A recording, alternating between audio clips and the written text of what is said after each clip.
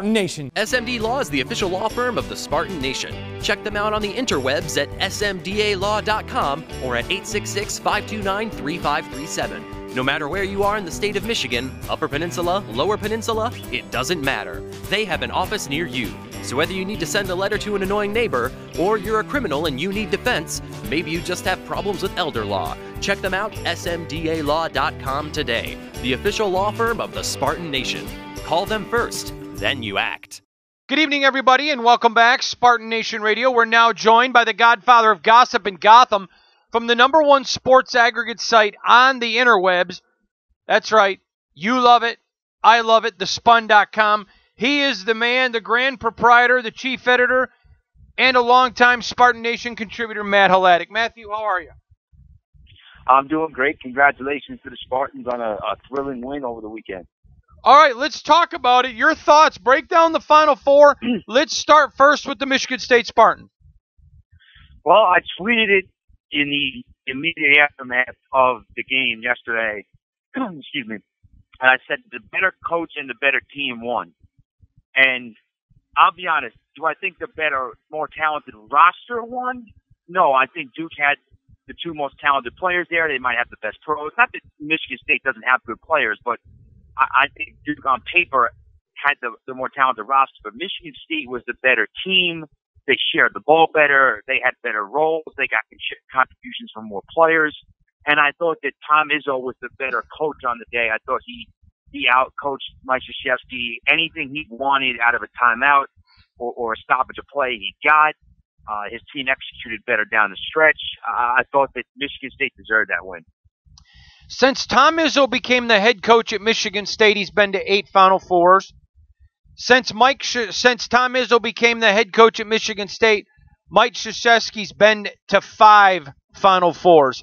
Is Izzo underrated nationally? You know, I think that I think for a while he might have been underrated nationally. Then I think after maybe the first, say, decade or so on the job, you started to hear the January, February, Izzo, April, where everyone started to recognize what he was doing. And I think recently, people stopped, realizing what he had done just because Michigan State had a couple of, usually you didn't see them struggling in the tournament or getting upset, but they had a couple of years where they were knocked out before they should have been on paper. Obviously, the Minnesota State, Tennessee State year, Syracuse last year. So I think after that happened, people kind of forgot how good of a coach he is. And I think that this season proved once again how good of a coach he is. Because we've talked about here, this might be his best coaching job ever because it's a vintage Izzo team in the fact that it's veteran-laden and it's got a proven veteran leader in Cash Winston. But he had a lot of injuries to deal with. And he's had a lot of adversity to deal with, and there's still a lot on the last weekend of the season. Your thoughts on Texas Tech? I think Texas Tech was, I picked them to come out of that region, but going into the Gonzaga game, I didn't feel great about their chances. I didn't think they could score enough with a Gonzaga team that was really balanced offensively and was playing very well. And Texas Tech was impressive. I mean, not only did we know they're very good defensively. Not only did they get stops when they had to against Gonzaga, but they were able to score and it showed they had some offensive firepower as well. I think Chris Beard is one of the most underrated coaches in the country. And I think that the job that he's done there in just 2 years, he's taken them to their first Elite Eight and now their first Final Four in program history. And that's coming after a season where he won an NCAA tournament game at Arkansas Little Rock. So, I mean, it's really impressive what he's done. Now look ahead to Saturday night. Break down the Spartans in Texas Tech and give us a prediction. I think it's going to be a really fun game because it's going to be a chess match between two coaches that are really getting the most out of their teams. Texas Tech obviously leans heavily on Jared Colbert. Michigan State leans heavily on Cash Winston. I think it's going to be almost a bit of a vintage Big Ten game where it's a little bit of slugfest. We know that Texas Tech it's really strong defensively. We know Michigan State can play great defense as well. I think when it comes down to it, I think Izzo, his experience in the Final Four takes over. I think Cash Winston as a floor general and a leader takes over, I think Michigan State wins a close one and advances to Monday night.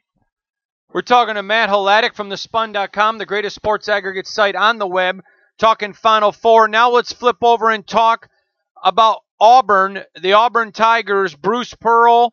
Talk about Auburn. Well, all you need to do to realize how impressive Auburn was is look at the three teams they beat to get to the Final Four, the last three games they won. They beat New Mexico State in the first round, and they almost blow the game. Then they go on, they beat Kansas. And I know it wasn't a classic Kansas team. Once Azubuike got hurt, they kind of went downhill. But it's still Kansas. Still Bill Self has been in a million tournaments. It's still a ton of talent on the roster. And they really just beat down Kansas. Then they go and take on a team, North Carolina, that I had in the Elite Eight, going to the Elite Eight. And a lot of people had in the Final Four, even winning the championship. I thought they might have had the most balanced roster in the tournament in terms of senior and veteran leadership and young talent like Kobe White and Nasir Little. And they take that game over in the first couple of minutes after halftime and end up beating North Carolina by 20 points. This is a North Carolina team that they don't lose like that in the tournament. If they get beat in the tournament, they did lose like that last year also, Texas A&M, so that's 2 years in a row, but they typically do not lose like that in the tournament. Now they go to the regional final, first Elite Eight in 30-something years, since 86. They're playing a team they know very well in Kentucky, a team that beat them twice during the year. Now, again, the old adage, it's tough to beat a team 3 times. You think that would help Auburn if they're hot. And their best players and their top big man, Chuma Okeke, is out for the season after blowing out his knee against North Carolina. Not only do they match up with Kentucky down low, even though they're giving up size and strength to P.J. Washington and Reed Travis, not only did they battle them, and they really didn't do a bad job on the boards and playing down low during that game, the guards just absolutely destroyed Kentucky's backcourt, and they beat them in overtime, get to the Final Four. They took down the bluest of blue bloods to get to this Final Four. Kansas, Carolina, Kentucky. Those 3 schools and Duke are probably your 4 blue blood programs in America, not just because their colors are blue, but also because of the traditions they have. And they took down 3 of those programs in a row. Now let's turn our attention to the University of Virginia. Well, they got the monkey off the back. Tony Bennett is in the Final Four. I thought, when we previewed this region last week, I thought that it broke out really well for Virginia. The matchups in the region, at least through the first 3 rounds, were teams that not only were they better than, but they matched up well against because of the pace and because of the style of play. I think that when you look at the Elite Eight game, I saw something from Virginia that impressed me in the fact that they were able to kind of battle down the stretch, overcome, adversity, win a close game. They've had some tournament, I don't want to say chokes, but they've had issues with losing games in the tournament down the stretch before. They didn't do it this time. They withstood one of the best individual performances I've ever seen from Carson Edwards, and they were able to score. They were able to, their defense didn't lock Purdue down because Edwards was just so good, but they were able to put points up, and you saw that they have some firepower. I think this was a really impressive show by Virginia. Look ahead now to Saturday night, and tell me, what do you think? Virginia taking on Auburn. Listen, from a traditionalist, a name brand standpoint, I think most people, myself included, were hoping for Virginia, Carolina, or Virginia, Kentucky in this game. But Virginia, Auburn, from a pure basketball standpoint, is going to be a lot of fun because you have 2 completely different styles. You have Tony Bennett runs his system, efficient but deliberate on offense, standout defense, lockdown, pack line. They want to slow you down, make you play their game. And Tony Bennett is, Mr. GQ, buttoned up, very disciplined. Bruce Pearl is rah, go get him, sweating on the sideline, ripping his jacket off. And his team plays like that, too. They're up and down. They're running and gunning. They're a lot of fun to watch. It's going to be fun contrast in styles. I think Virginia wins. I think this is Virginia's year to at least get to the title game, but I think it's going to be a lot of fun to watch those 2 teams who are so vastly different play each other on Saturday. We're talking to Matt Hladek from thespun.com, the best sports aggregate site on the web. He does such a terrific job. So, by your predictions, it's going to be Michigan State, Virginia in the final game. I agree with you, by the way. So break down that game, analyze it for us, and tell everybody, be a seer in advance. Who do you think wins it and cuts down the nets, and why? Well, I think that, this is going to be a really fun matchup because you'll get to see Winston go against a defense that is designed to kind of limit penetration and limit opportunities at the rim. You'll also get to see Tony Bennett's offense play against the Tom Izzo defense in a big spot. So I think that that's going to be a lot of fun. You'll get to see a battle in the paint between Hunter and Diakite and Ward and Tillman and all those guys. So there's a lot of fun matchups and intriguing matchups on both sides. I think when it comes down to it, it's going to be a tight game on Monday night. I think it's going to come down to the last couple of possessions. Here's my thing, and I don't want the people of Spartan Nation to blame me because I think I've jinxed you guys before. I think Michigan State wins. I think that they exercised a little bit of demon by beating Duke because of the fact that, Krzyzewski's 11-1 against Izzo, and they haven't beaten Duke since 2005 and all those things. I think they're really clicking. I think that they beat Duke on Monday night. Beat Virginia on Monday night and win the title, second title for Izzo. I think they snapped the Big Ten streak, which we've talked about numerous times on here.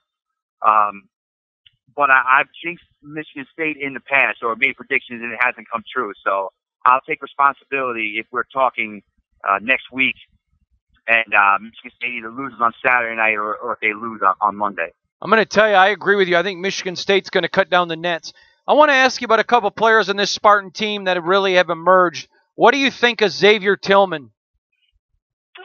I thought he did as good of a job as you can do defensively against Zion Williamson. Zion Williamson at the college level is as close to unstoppable when he can pull down low as possible. But I thought Xavier Tillman did a great job matching up with him. I also thought that Michigan State did a great job of denying him the ball and making it tough to enter the ball into the post to him, which is why you saw so many turnovers from Duke. And then you look at the offense that Tillman gave them. 6 offensive rebounds, 19 points, hits a big three. Just a tremendous performance. And when you are on a run in the tournament, you need your big guns, obviously your leaders, to carry you, but you need other players to step up. And, we saw Tillman on Sunday. We saw Gabe Brown have a career game on Friday night. You may see an instance of Matt McQuaid this weekend, or I'm forgetting Aaron Henry from the second round and the third round as well. So I think all those different contributions. I'm sorry I got away from Tillman, but I think he fits in that role of guys who are not Cash Winston, but have still made great contributions for Michigan State. What does it say about the Spartans since tournament time has begun when the regular season ended? 2 freshmen who really didn't do much, Gabe Brown and Foster Lawyer, both on separate nights, had career nights to lead them to victory. What's it say about this Spartan team? I think it says that their depth is legitimate, and I think if you're getting contributions from different players at the end of the season, especially freshmen, I think you've done a good job developing your team and developing those players throughout the season, especially if it's guys who Foster Lawyer and Gabe Brown who don't get a ton of minutes and occasionally don't play at all, and they're able to step in and have big nights. So if you've guys that are that confident and that ready to go at a moment's notice, it's a testament to not only their ability and kind of the makeup of your team, but also the ability of you and your coaching staff to keep them ready and keep them, ready to contribute. Very quickly, we got 1 minute left in this segment, then we're going to come back. John Calipari gets a lifetime contract from Kentucky. Do you think if he's getting a lifetime contract, isn't it time for Michigan State to give one of those to Izzo? I always kind of assumed that, it was informal that Izzo basically is going to be there for as long as he wants. But I do think that, sure, if they're making it official that he's getting it, why not? All right, so Matt Hladek from the Spun.com predicts Michigan State will be cutting down the nets as national champions on Monday night in Minneapolis. Very quick question for you, Matthew. Tom Izzo, in the game, actively coaching right now. What coach is he? Is he the best, the second best, third best? Where would you put him? 10 seconds. Wow, you put me on the spot. I think I would put him in the top 3 or 4 overall. I would put him top 3. I think when you look at total all-time resumes in the game, I would probably put him right now. I'd put him with Kay, Williams, and him. All right, we'll be right back with more with Matt. We'll be right back with more with Matt. We'll be right back with